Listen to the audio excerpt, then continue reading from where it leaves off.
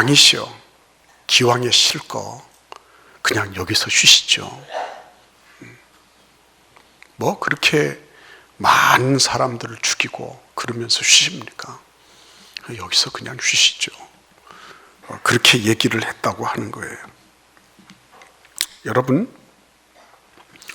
그러니까 왕은 정벌을 해서 자기 영토를 더 많이 늘려나가면 좋겠다, 그런 바람이 있었겠죠. 근데 신하가 봤을 때는 그렇게 해서 결국에는 쉴 텐데, 근데 기왕에 쉴 거 미리 쉬어두면 좋지, 뭐 그렇게 고생하다가 쉴 필요가 있느냐, 그런 얘기를 한 거예요. 그래, 어떤 글에 보니까 그렇게 얘기해놨네요. 인생의 끝은 죽음이다. 우리가 다 죽을 거 아니에요. 이 인생, 이 육신으로 된 거 다 죽을 거 아닙니까? 그죠? 난 절대로 못 죽겠다, 이런 분 계십니까 혹시? 아마 안 계실걸요. 네. 언젠가는 죽죠. 앞서거니 뒤서거니 죽는 거예요. 근데 기왕에 죽을 거 왜 사냐? 이런 뭐라고 대답하시겠어요? 예, 여러분, 길을 쓰고 헐떡거리면서 높은 산을 오르잖아요. 근데 등산의 끝은 뭐예요? 하산하는 거예요. 기왕에 내려올 건데 왜 올라갑니까? 그렇잖아요. 여러분, 안 그렇습니까? 그리고 뭐 요즘 청년들 입사 시험 치르느라고 정신없지만은 그 입사를 했어요. 근데 회사 생활의 마지막은 뭡니까? 퇴사하는 거잖아요. 그렇잖아요, 여러분. 그러니까 똑같은 질문을 할 수 있어요. 기왕에 퇴사할 건데 뭐 때문에 입사는 하냐? 그렇죠? 얼마든지 그럴 수 있는 겁니다. 재밌는 여행, 전 세계를 관광을 하고 그리고 돌아다닌다고 해요. 근데 관광의 끝은 뭐예요? 결국 집으로 돌아오는 거예요. 그렇지 않습니까, 여러분? 내가 평생에 그냥 온 세계를 돌아다니다가 그러다가 나는 죽지. 그럼 뭐예요? 방랑자예요. 그 사람은. 집이 있어야 되는 거예요. 그죠?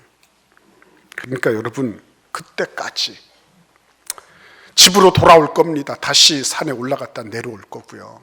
회사 생활 언젠가는 마칠 거예요. 그런데 그때까지 뭘 하고 사느냐, 그게 중요한 거죠. 살아야 될 이유가, 회사 생활을 하고 등산을 하는 이유가, 그죠? 그때까지 내려올 거 알아요. 죽을 거 알아요. 퇴사할 거예요. 그런데 그때까지 내가 무엇을 할 거냐, 그걸 아는 거는 대단히 중요한 거예요. 그 급간을 채워주는 거, 거기 따라서 인생의 질이 달라질 거예요. 만약에 어차피 죽을 건데, 그러면 죽을 건데 그냥 대충 살자, 인생의 질이 확 떨어질 겁니다. 근데 죽을 때 죽더라도 내가 의미 있게 살자, 차원이 달라질 거예요. 오늘 이 31절, 오늘 본문의 이 31절 말씀을 우리가 같이 읽어보겠습니다. 그때 예수께서 제자들에게 이르시되 오늘 밤에 너희가 다 나를 버리리라. 기록된 바 내가 목자를 치리니 양의 떼가 흩어지리라 하였느니라. 여러분, 가만히 한번 보십시오. 여기에는 예수님께서 지금 감람산으로 가고 계시단 말이에요. 감람산에 가셔서 오늘 밤새도록 기도하시고 그리고 이제 끌려가실 거예요. 근데 여러분, 이 체포당하기 직전에 예수님이 하신 말씀이요, 빤히 알고 계세요. 내가 어떻게 될 거다. 근데 빤히 알고 계시는데 이 말씀을 담담하게 그냥 이렇게 하시고 계신 거예요. 근데 그 내용을 보면 더 놀랄만 해요. 왜 놀랄만 하냐면 한번 보시기를 바랍니다. 예수께서 제자들에게 이르시되 오늘 밤에 너희가 다 나를 버리리라. 그죠? 제자들한테 배신당할 거다, 이렇게 말씀하세요. 제자들한테. 제자들이 나를 버릴 거다, 선생님이 그렇게 말씀하시고 있어요. 그리고 기록된 바 내가 목자를 치리니 양의 떼가 흩어지리라 하였느니라. 여기 스가랴 13장 말씀이에요. 근데 이 스가랴를 통해서 하나님이 예언하신 거란 말이에요. 내가 목자를 친다. 여기서 나는 누굴까요? 스가랴에 나오지 않은 말씀이지만 여기에서는 분명하게 말씀하고 있어요. 내가 목자를 칠 거다. 근데 거기서 나는 누굴까요? 하나님 아버지. 가만히 보니까 하나님 아버지로부터도 버림을 당하세요. 그리고 더욱이 양의 떼가 흩어지리라 그랬습니다. 양을 위해서 목숨을 버리는 목자라고 말씀하셨는데 그 양을 간수하지 못해요. 양이 다 흩어져 버릴 거예요. 그 사역이 다 수포로 돌아가는 거예요. 그러면 여러분 이 정도가 되면 어떻게 돼야 되죠? 정말 아닌 게 아니라 시체말로 난 못해 먹겠다 이렇게 돼야 되지 않겠어요? 근데 예수님은 그 길을 여전히 걸으세요. 여전히. 그래서 우리가 이 본문 말씀을 통해서 질문을 듣게 되는 겁니다. 어떤 질문을 듣게 되냐면 과연 목숨과 바꿀 만한 하나님으로부터 버림도 당하고 제자로부터도 버림당하고 그리고 모든 사역의 결과가 다 아무것도 아닌 것처럼 수포로 돌아가는 그런 상황 속에서도 지킬 만한 가치를 가지고 있느냐 이렇게 물어보시는 거예요. 예수님은 그게 있으셨다는 거죠. 예수님은 하나님 아버지로부터도 버림당하고 제자들로부터도 배신당하고 모든 사역의 결과가 다 무산되고서도 그래도 가야 할 길이 있었다 이렇게 말씀하시는 거예요. 지켜야 할 가치가 있었다는 거예요. 목숨을 걸고서도 목숨을 버릴지라도 어떤 대가를 지불하고서라도 지켜야 할 가치가 있다고 예수님이 말씀하고 계신 거예요. 여러분 더욱이 이 말씀은 기가 막힌 게 기록된 바라고 말씀하시고 있습니다. 기록된 바. 스가랴 선지자를 통해서 이미 예고됐던 말씀이에요. 그러면 이미 예고됐으니까 이렇게 저렇게 좀 피할 수도 있지 않았을까요? 적당한 절충안을 만들고 적당하게 이렇게 좀 최후의 이런 최악의 경우는 좀 피할 수 있도록 이렇게 저렇게 하면 얼마나 좋았을까요? 그런데 그것도 하지 않으셨어요. 그렇죠? 그래서 우리는 궁금한 거예요. 예수님 도대체 예수님은 목숨 바꿀 만한 그 무엇을 지니고 계십니까? 다른 말로 말씀드리면 예수님은 뭐 때문에 사십니까? 이렇게 묻는다면 예수님은 아주 분명하고 똑부러지게 말씀하실 거예요. 여러 분 말씀하셨으니까. 누가복음 9장 10절에서 이렇게 19장 10절에서 이렇게 말씀하십니다.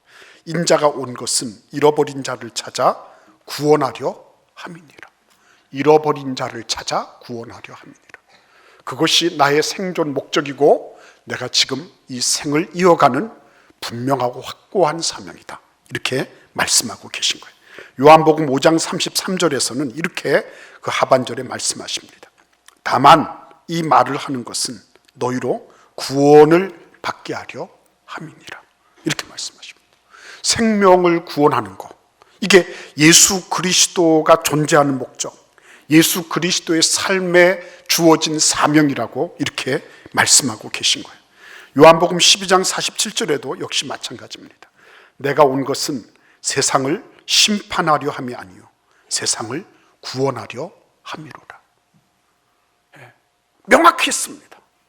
예수님은 뭐 이렇게 산지 사방으로 여기저기 넘순거리고 여기저기 기웃거리고 이러지 않으셨어요. 예수님의 딱 한 가지 목적, 딱 한 가지 사명, 그거는 생명 구원하는 거였어요. 생명 구원하는 거. 그걸 위해서는 그 어떤 것도 아깝지 않았어요. 그 어떤 것도 다 감수할 수 있었어요. 어떤 희생의 대가도 다 그거는 뭐 어떤 것이라도 다 그거를 받아들일 수 있었다고 그렇게 말씀하고 있는 거예요. 그러니까 여러분 오늘 이 말씀을 가만히 읽어보면 이제 감람산으로 제자들은 룰루랄라 그러면서 막 그 찬송함이 올라가잖아요. 근데 예수님은 지금 이런 말씀을 하고 계신 거예요. 너희들 다 나를 버릴 거야. 나는 하나님으로부터도 버림당해서 십자가에 내가 달리게 될 거야. 그리고 모든 양떼들은 다 흩어져 버릴 거야. 그런데 나는 이 길을 가고 있어. 모르고 하는 게 아니야. 다 알고 있어. 그럼에도 불구하고 나는 그 길을 가고 있어. 그렇게 말씀하고 계신 거예요. 여러분, 그러니까 이런 내용들을 가만히 읽어보면, 묵상해 보면 예수님에게 있어서는 지금 당신에게 일어나는 어떤 외적인 어떤 현상이나 이런 것들이 그렇게 중요한 게 같지가 않아요. 예수님은 생명을 구원한다 하는 거기에 완전히 꽂히신 분이에요. 그걸 위해서는 아무것도 아낄 것도 없고 아까운 것도 없는 거예요. 그러니까 여러분, 오늘 이 말씀을 우리가 한 번 더 생각을 해봤으면 좋겠습니다. 32절을 같이 읽어보겠습니다. 그러나 내가 살아난 후에 너희보다 먼저 갈릴리로 가리라. 아멘. 내가 살아난 후에는 너희보다 먼저 갈릴리로 가리라. 이렇게 말씀하시고 있어요. 근데 이 말씀은 나중에 그 여자들이 그 무덤에 나타났을 때 천사도 똑같이 얘기했습니다. 그 마태복음 28장 7절에 보시면 빨리 가서 그의 제자들에게 이르되 그가 죽은 자 가운데서 살아나셨고 너희보다 먼저 갈릴리로 가시나니 거기서 너희가 배우리라 그랬습니다. 갈릴리는 어떤 곳이죠? 예수님의 사역의 출발점이 되는 곳이에요. 제자들 대부분의 고향도 갈릴리였습니다. 근데 예수님은 갈릴리에서 뼈아픈 상처가 있었어요. 그것은 뭐냐면 자기의 고향이었지만 굉장한 아픔이 있었어요. 예수님 배척했으니까. 그냥 두 번이나 배척당한 그 정도가 아니고 예수님을 죽이려고 그랬어요. 낭떠러지 있는 곳으로 끌고 가서 예수님 죽이려고 했습니다. 그러니까 이 사람들이 순박한 시골 사람처럼 보이지만 사실은 완악하고 강팍했던 인물들이에요. 가장 가까운 곳에서 예수님을 뵀지만 예수님을 가장 이해하지 못한 사람들 중에 하나였습니다. 여러분, 굉장히 이게 중요한 부분이에요. 가까이 있는 사람들 보면 하찮게 여겨지고, 그리고 그런 분들 보면 뭐도 있고 그러잖아요. 근데 실제로 보면요, 가까이 있을수록 우리는 그 가치를 못 알아보는 경우가 많은 거예요. 이 나사렛 사람들이 그런 유형의 사람들이었습니다. 근데 예수님이 왜 갈릴리로 가셨어요? 그럼에도 불구하고 예수님이 갈릴리로 가신 이유가 어디 있습니까? 자기를 환영해 주면 환영해 주는 것도 많이 있을 텐데 왜 그렇게 하셨어요? 여러분, 그 사람이 진짜냐 아니냐를 이렇게 결정 짓는 것은 어려움에 처해 보면은 알 수 있는 거예요. 그 사람 어려울 때 이렇게 보면 그 사람의 진 면모가 나타나요. 어려울 때. 좋을 때 아무 관계 없잖아요. 제자들도 여러분, 예수님이 기적과 그리고 병 고쳐주시고 그리고 막 여러 가지 일들을 막 행하실 때 그때 제자들이 어디로 흩어졌습니까? 좋을 때는 다 붙어 있어요. 근데 어려울 때 진짜 충성이 뭔지가 나타나고요. 어려울 때 보면 진짜 사랑했는지 안 했는지 알 수 있어요. 진짜로 봉사인 사람하고요, 다른 사람들의 눈을 인식하고 의식하고 다른 사람들의 평판에 의존했던 사람들하고 그건 다른 거예요. 그들의 정신과 그들의 사명감이 무엇에 기반하고 있느냐, 그렇죠? 어려울 때 보면 그런 게 드러나는 거예요. 그 사람 기반한 게 사람의 인기와 어떤 사람들의 그런 알아주는 것, 이런 것들에 기반하고 있었는지, 아니면 오직 하나님만 기반하고 있었는지, 그분이 말씀에 기반하고 있었는지, 아니면 사람들의 어떤 감정 이런 것들에 기반하고 있었는지, 그 사람이 진리에 기반하고 있었는지, 아니면 환경을 토대로 해서 그가 어떤 일을 하고 있었는지, 이런 걸 보면요, 그런 거는 평소에는 안 나타나지만 어려울 때 보면 단방에 나타나는 거죠. 근데 예수님이 굳이 갈릴리에 가서 너희들보다 먼저 나타나시겠다고 할 때는 그분이 인류를 구원하시려고 하시는 그 마음이 진실된 것을 확실하게 보여주는 거예요. 왜 그렇습니까? 본인 잡아 죽이려고 했던 곳이에요. 우리 고향 사람인데 우리가 다 알아. 저 집 저 숟가락 몇 개인지도 다 알아. 이러면서 배척했던 사람들이에요. 근데 그들에게로 가시겠다. 그들에게로 가서 그들도 어때요? 그들도 구원해야 되는 거죠. 먼저 갈릴리로 가서 그곳에서 이 고향이니까 참 친숙하고 반갑고 뭐 이런 그 정도가 아니라 비록 환영받지 못한 곳이었지만 그럼에도 불구하고 그곳으로 가서 그들을 살리고자 하시는 거. 그렇죠? 그래서요, 내가 지금 뭘 위해서 살고 있나? 뭐 때문에 살고 있나? 더 중요한 거. 예수님은 버리시면서 얻으신 거예요.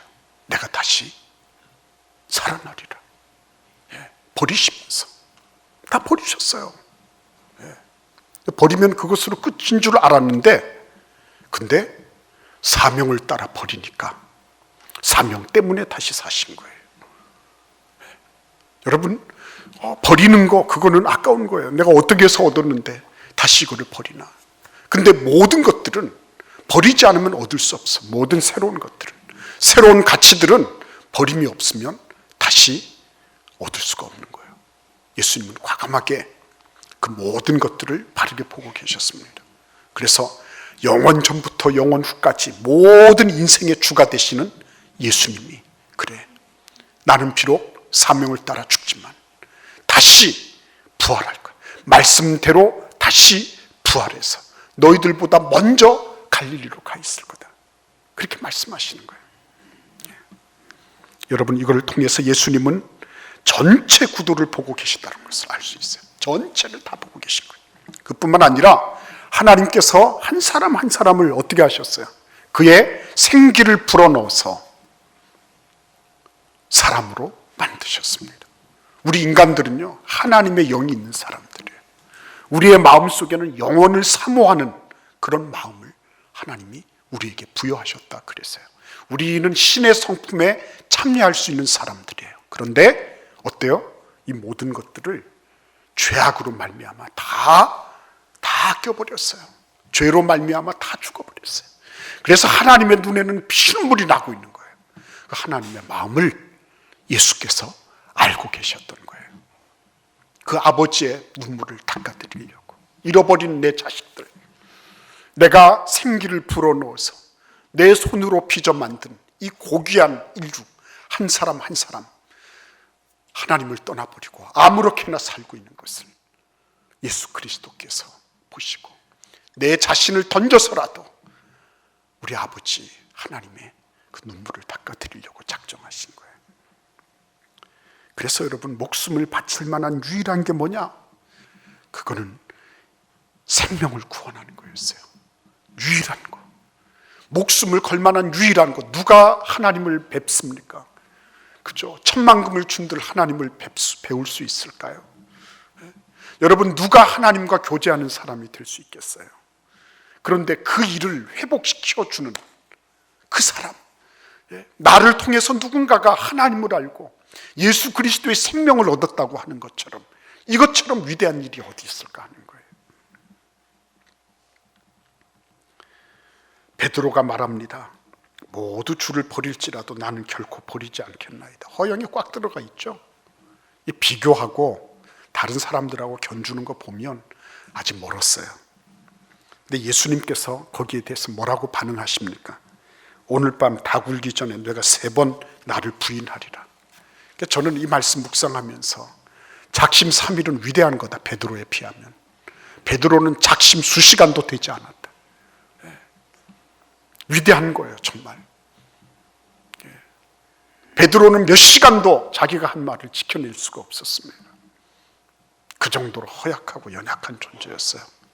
근데 예수님은 어떻게 하십니까? 예수님은 베드로도 다시 껴안으셨어요. 다시. 진실된 거예요, 예수님이. 가서 그냥 꿀밤이라도 한 단 먹여주고, 야 임마 네가 그렇게 장담했잖아.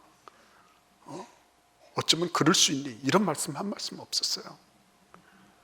이 베드로의 이 사그러진, 완전히 무너진 자존감, 이 형편없는 그런 인격성, 이 모든 것들을 예수님께서 그대로 안아주시잖아요. 사방팔방으로 다 쫓아다니시면서.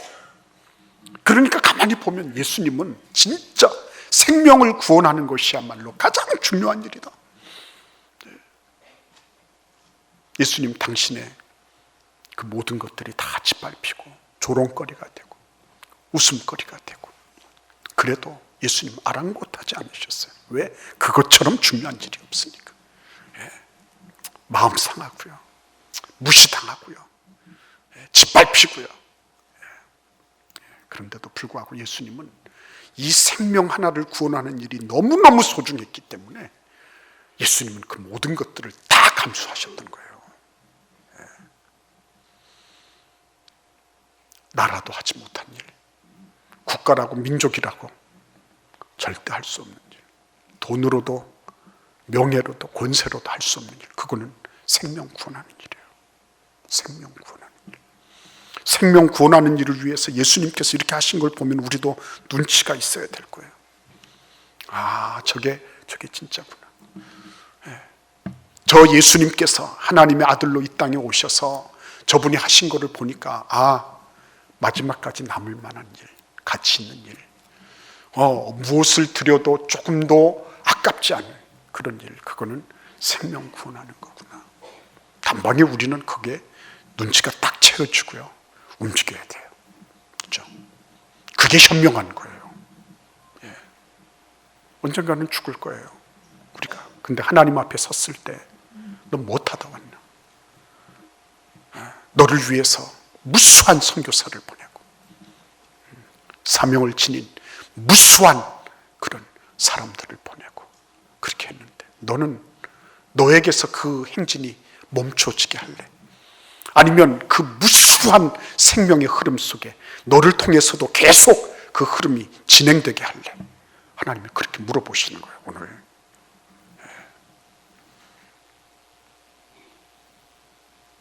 생명을 구원하는 일, 절대로 타협할 수 없는 일. 생명을 구원하는 거, 그 어떤 대가를 지불하더라도 절대로 아깝지 않은 일.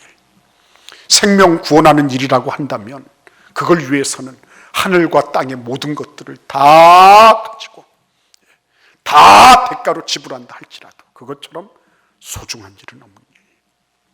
하나님께서 우리에게 오늘 예수 그리스도를 통하여 그 한 가지 사명에 깊이 들여졌던 그분의 생을 통하여 우리에게 말씀하고 계신 내용이에요. 어떻게 반응하시겠습니까? 전도 작정하는 거 잃어버리셨죠? 전도 작정, 머리를 이러면서, 그렇죠? 전도 작정하는 거 잃어버리셨습니까? 잊어버리셨습니까? 목사님, 나는 자꾸 그렇게 강박을 받으면 나는 못해요. 내가 그냥 내버려둬요. 내가 마음속에 일어날 때까지 가만히 내버려둬요. Leave me alone. 그렇죠? 그래요, 여러분. 하나님께서 우리를 그냥 이렇게 보고 계시죠. 그렇죠? 보고 계십니다. 근데 저 같은 목회자를 통해서 이렇게 한 번씩 자극을 주시는 거죠. 자극을 주시는 거예요. 그 자극을 좀 제대로 한번 받아보세요. 하나님, 나도 올해가 가기 전에 누군가를 내가 인도할 수 있게 해주세요. 그 사람이 예수님 안에서 깊이 뿌리를 내릴 수 있도록 하나님, 나를 사용해 주세요. 나도 누군가의 생에 있어서 영원한 생명을 얻는 그 일에 나도 쓰임받는 이 한 해가 되게 해주세요. 주님의 은혜가 여러분과 저에게 올 한 해 그렇게 깊이 새겨지는 그런 축복이 있기를 기원합니다. 기도하겠습니다.